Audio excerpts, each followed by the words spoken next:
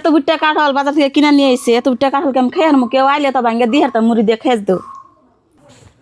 বুঝি কি করতেছেন ও কাঁঠাল ভাঙতেছেন তাহলে কয় রোদ দেন বউরে নিয়ে এলাম আমরা খাই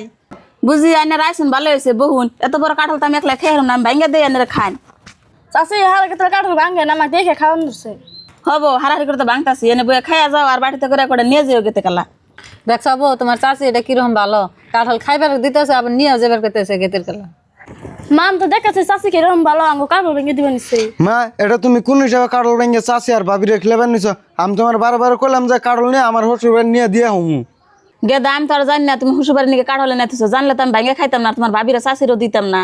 মা তুমি জানবা কে তুমি খাইবা আর ঘুরবা পোলানের কোন বেলে লোকসান কোন না তুমি করো গেদা তুমি তো কইতাছো মাইকি পুলাহানের কোনদিন ক্ষতি চায় আর তোমার চাষির সময় কাঁঠালটা ভেঙে খাইতেছি তোমার চাষির সময় আর শরম দিও না তুমি বাজার থেকে গেতে গেলা একটা কাঁঠাল কিনা শ্বশুরবাড়ি নিয়ে যাও মা তুমি যে কবে নিছ বাজার থেকে কাটল কিনে তোর শ্বশুর বাড়ি নিয়ে জায়গা টেকি গাছ ধরে কইবে আর নিয়ে যাবো আমি